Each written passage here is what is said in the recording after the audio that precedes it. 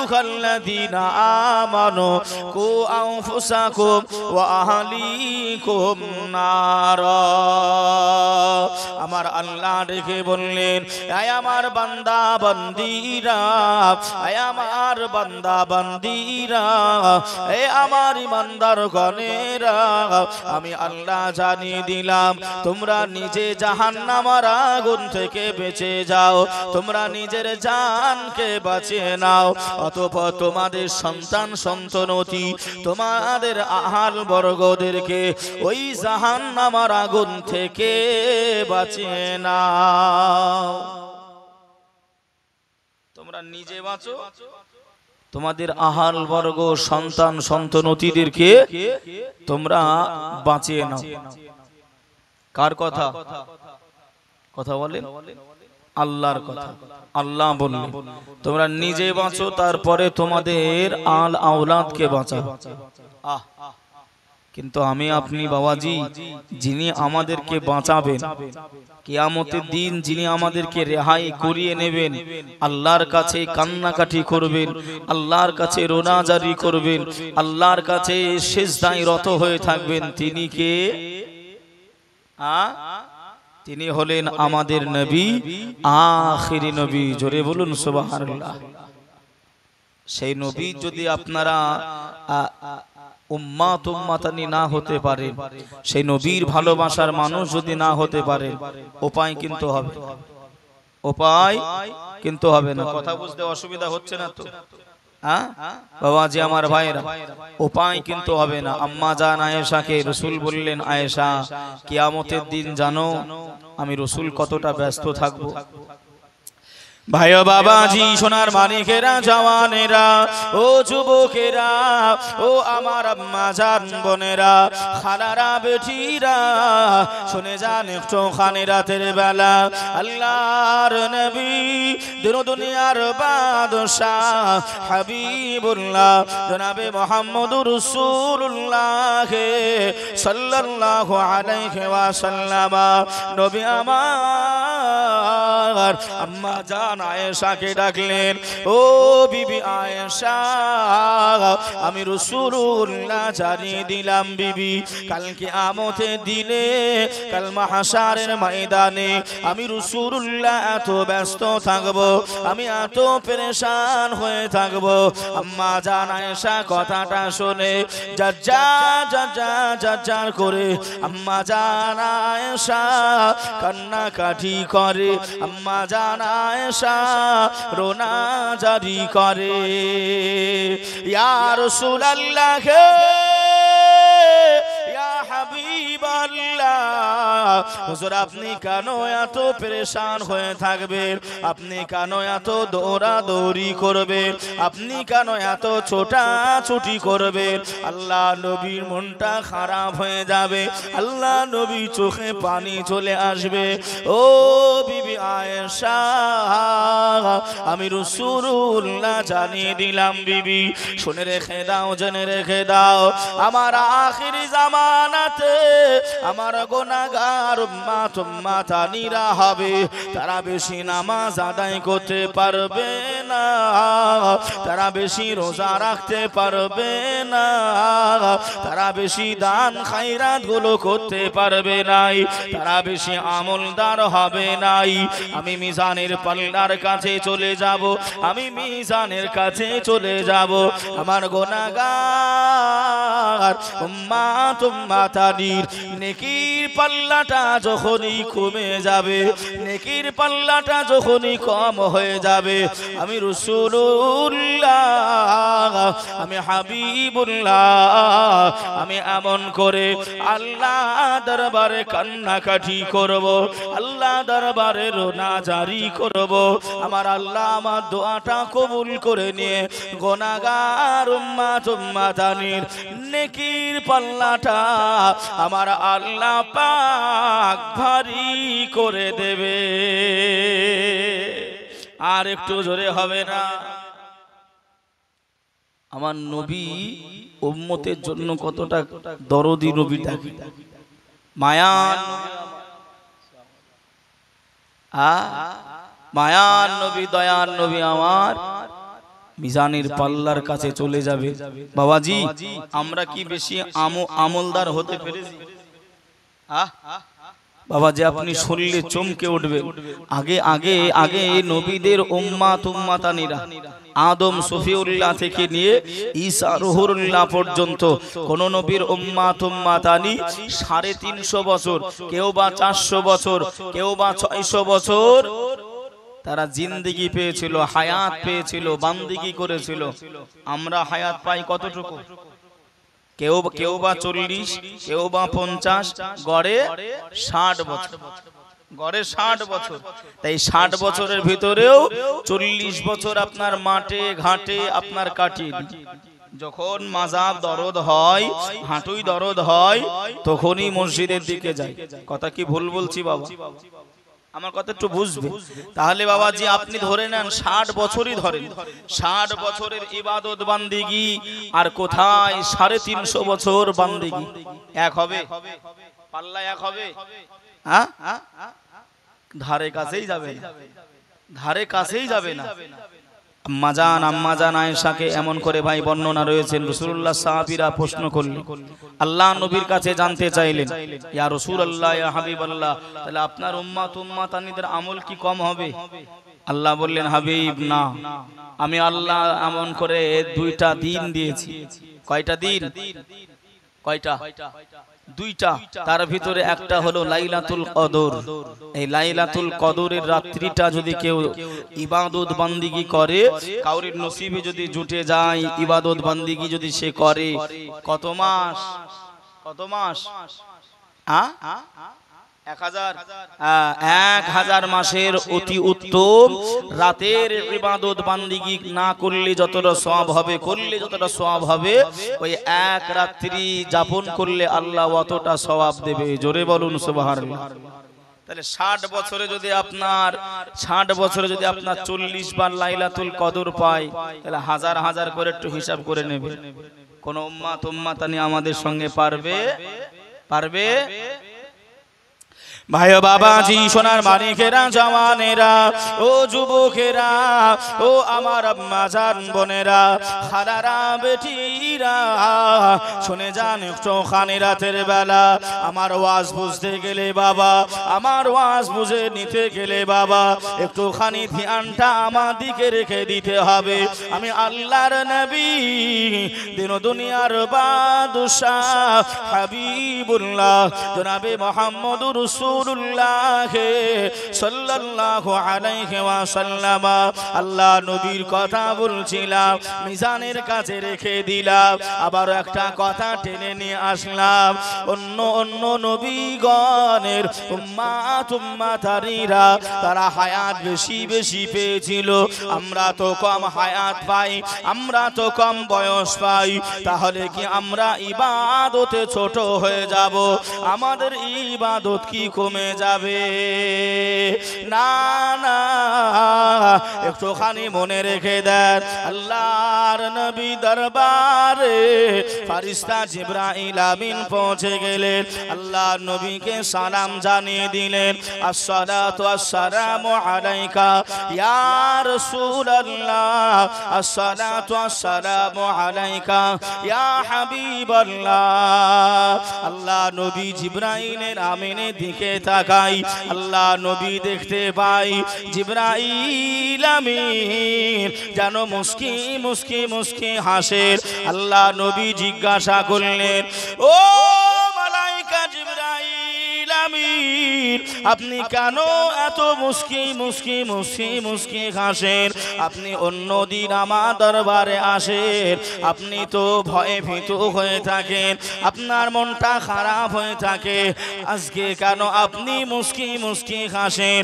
ওই সময় জিবরাইল আমিন বলেছিলেন, ইয়া রাসূলুল্লাহ, ইয়া হাবিবাল্লাহ, হুজুর, আমি এমন একটা মানুষের কাছ দিয়ে আপনার দরবারে পৌঁছে গেলাম, গেলাম ওই বান্দাটা 1 বছর নয় 200 বছর নয়, ওই বান্দাটা 350 বছর আল্লাহর ইবাদত বান্দিগি করেছে, আল্লাহর আরাধনা করেছে।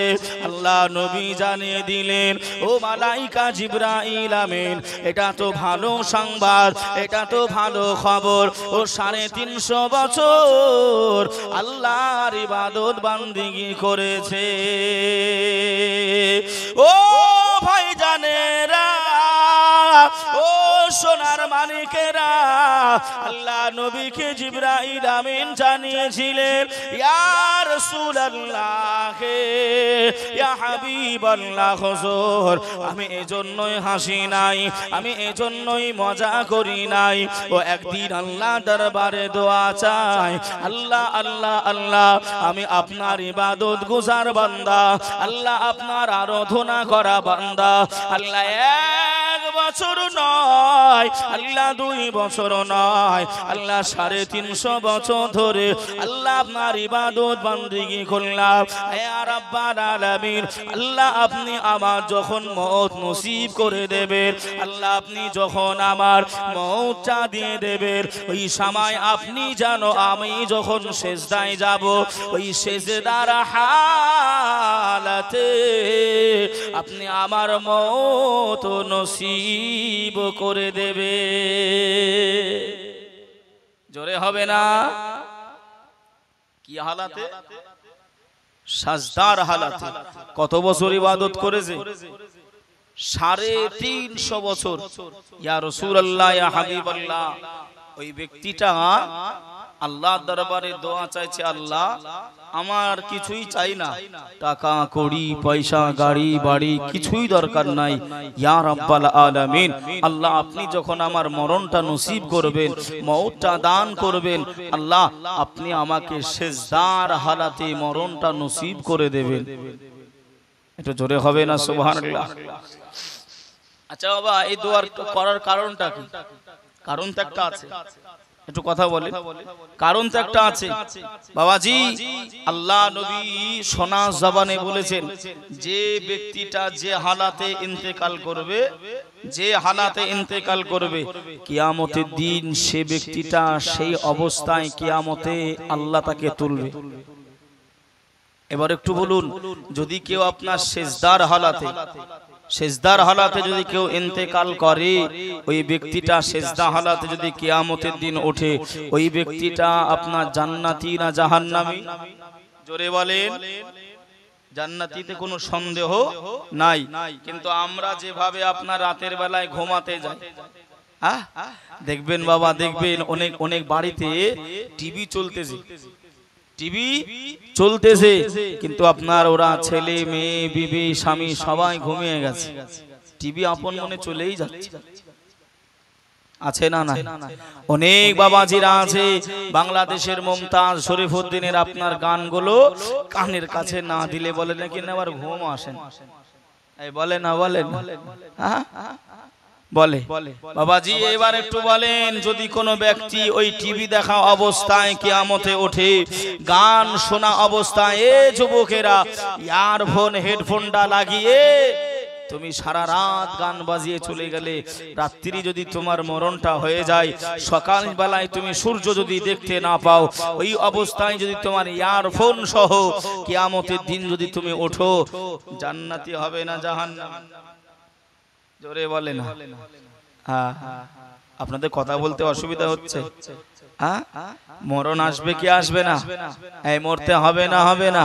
একদিন তোমার নাম হবে মসজিদে এলান, একদিন তোমার নাম হবে মসজিদে এলান, একদিন তোমার ঘর হবে মাটির ভিতর। কথা ঠিক না ভুল? তৈরি থেকো, তৈরি রেখো, তৈরি থেকো, তৈরি রেখো, মাল সামান একদিন তোমার নাম হবে মসজিদে এলান একদিন তোমার নাম হবে মসজিদে এলান নতুন কাফন পরাইয়া তোমায় নিয়ে যাবে ওই কবরে রেখে তোমায় আসবে সবাই আপন ঘর যে ফিরে নতুন কাফন পরাইয়া তোমায় রাখবে যে অন্ধকারে আমল যদি নাহি রাই যাবে তুমি আযাবে বন্ধু স্বজন কাঁদবে বসে বন্ধু স্বজন কাঁদবে বসে তোমারই পাশে একদিন হবে মরণ যে একদিন হবে মরণ যে আল্লাহ নবী আমার আম্মা জান আয়েশাকে আল্লাহ নবী বুঝিয়ে বলেন ও বিবি আয়েশা কান্নাকাটি করো না রোনাজারি করো না বিবি আমি রাসূলুল্লাহ গুনাহগার উম্মাতানিদের জন্য আমি ফুলসিরাতার কাছে দৌড়ে চলে যাব আমার গুনাহগার উম্মাতানিরা এমন করে জানো ফুলসিরাতটা পার হয়ে যায় আমার যারা আশিক হবে আমার যারা দেওয়ানা দেওয়ানি হবে তারা যেন ফুলসিরাতটা পার হয়ে যায় আমি রাসূলুল্লাহ আমি এজন্যই হাজির হয়ে যাব জোরে বলেন আর একটু জোরে হবে না সুবহানাল্লাহ ও ভাই বাবাজিরা ও আমার আম্মা জান বোনেরা খালারা বেটিরা শুনে যান একটু খানে রাতের বেলা আল্লাহর নবী দিন দুনিয়ার বাদশাহ হাবিবুল্লাহ জনাবে মুহাম্মদুর রাসূলুল্লাহ সাল্লাল্লাহু আলাইহি ওয়াসাল্লাম আম্মা জান আয়েশাকে ডেকে বললেন ও বিবি আয়েশা আমি রাসূলুল্লাহ হাবিবুল্লাহ আমি ফুলসিরাত থেকে গুটি গুটি গুটি গুটি পায়ে আমি দয়ার নবী জাহান্নাম দরগোড়ায় পৌঁছে যাব আমার গুনাহগার উম্মাতানিদেরকে আমার মহব্বত ভালোবাসার উম্মাতানিদেরকে আমি রাসূলুল্লাহ হাত ধরে ধরে ধরে ধরে ধরে আমি রাসূলুল্লাহ আমার দয়ার আল্লাহ পাকের দয়ার জান্নাত নসিব করে দেব আর একটু জোরে হবে না ও আমার ভাই বাবাজিরা ও আমার আম্মা জান বোনেরা খালারা বেটিরা আম্মা জান আয়েশা সিদ্দিকা রাদিয়াল্লাহু তাআলা আনহা আম্মা জান আল্লাহ নবীকে ডেকে বললেন ইয়া রাসূলুল্লাহ ইয়া হাবিবাল্লাহ হুজুর আপনি অতগুলি কোটি কোটি কোটি কোটি উম্মাতানি ভেতর থেকে আপনার আশিক উম্মাতানিদেরকে আপনি কেমন করে চিনতে পারবেন আপনি কেমন করে চিনে নিতে পারবেন আল্লাহ নবী জানিয়েছিলেন ও বিবি আয়েশা আমি রাসূলুল্লাহ জানিয়ে দিলাম বিবি তুমি যদি আরাফা ময়দানে একদল কালো ঘোড়া ছেড়ে দাও ওই একদল কালো ঘোড়ার ভিতরে একটি যদি পাখরাওয়ালা ঘোড়া একটি যদি সাদা ঘোড়া ওই কালো ঘোড়ার ভিতরে ছেড়ে দাও ও বিবি আয়েশা একদল কালো ঘোড়ার ভিতরে একটা পাখরাওয়ালা ঘোড়া একটা সাদা ঘোড়া চিনতে কি অসুবিধা হবে একদল কালো ঘোড়া ওই কালো ঘোড়ার ভিতরে একটা পাখড়াওয়ালা সাদা ঘোড়া, চিনতে অসুবিধা হবে? আম্মা জান আয়েশা বললেন, না ইয়া রাসূলুল্লাহ, চিনতে অসুবিধা হবে না। বাবাজি, আমার নবী চিনে চিনে চিনে চিনে আসে উম্মাত উম্মাতানি, কিন্তু সেই নবীর প্রতি দরুদ আমরা পড়ছি, মহাব্বত ভালোবাসায় আমরা কিছুই বুঝি না। রাসূল বললেন, লা ইউমিনু আহাদুকুম হাত্তা আকুনা হাব্বা ইলাইহি মিন ওয়ালিদিহি ওয়া ওয়ালাদিহি ওয়ান নাসি আজমাইন। অতক্ষণ মুমিন হওয়া যাবে না যতক্ষণ না তোমরা নিজের আব্বা মা ভাই বোন দাদা দাদি নানা নানি আত্মীয় স্বজন নিজের জান অপেক্ষা করে রাসূলুল্লাহকে বেশি ভালো না বাসবে, ততক্ষণ পূর্ণাঙ্গ ঈমানদার হওয়া যাবে না। যে দুনিয়ার মায়ায় পড়ে ছেলে বিবির মহাব্বত পড়ে কত মা বাপকেই তো আমরা ভুলে গেছি, মা বাপকেই তো আমরা চিনি নাই। ছেলে মেয়ের মহাব্বতে তার রাসূলুল্লাহকে কিভাবে ভালোবাসবো? কথা ঠিক বলছি না ভুল বলছি? রাগ করছেন আপনারা? আমাদের সমাজে বাবাজি এমন এমন মানুষের অভাব না। ভাই ও বাবাজি, সোনার মানিকেরা, জওয়ানেরা, ও যুবকেরা, ও আমার আম্মা জান বোনেরা, খালারা, বেটিরা, শুনে যান একটুখানি রাতের বেলা আম্মা জান আয়েশা সিদ্দিকা রাদিয়াল্লাহু তাআলা আনহা আল্লাহ নবীকে যখন জিজ্ঞাসা করলেন, নবী আমার এই সময় জানিয়েছিলেন, ও বিবি আয়েশা, আমার যারা মহাব্বতের উম্মাত উম্মাতানি হবে, আমাকে যারা ভালোবাসবে, আমাকে যারা প্যার ও মহাব্বত করবে, তারা জীবনে জীবনে নামাজ কাজা করবে না। ও বিবি আয়েশা, আমি রাসূলুল্লাহ জানিয়ে দিলাম, আমি হাবিবুল্লাহ জানিয়ে দিলাম। বিবি আয়েশা, শুনে রেখে দাও, জেনে রেখে দাও, আমার ওই মহাব্বতের উম্মাত, ওই মহাব্বতের উম্মাতটা যখনই মুয়াজ্জিন আযান দিয়ে দেবে, বাড়িতে না থেকে ও মসজিদে চলে যাবে, মসজিদে ট্যাপটা চালু করে দিয়ে ও কবজি পর্যন্ত ধৌত করে নেবে, ও কুলি করে নেবে, নাকে পানি দেবে, মুখমণ্ডল ধৌত করবে, হাতের কোনো পর্যন্ত ধৌত করে নেবে, মাসা করে নেবে, পায়ের গাঁটুলি পর্যন্ত ধৌত করে নেবে। আমি রাসূলুল্লাহ জানিয়ে দিলাম, ওই ব্যক্তিটা নামাজ আদায় করে নেবে। ও ভাই বাবাজিরা, আল্লাহর নবী দিন দুনিয়ার বাদশাহ হাবিবুল্লাহ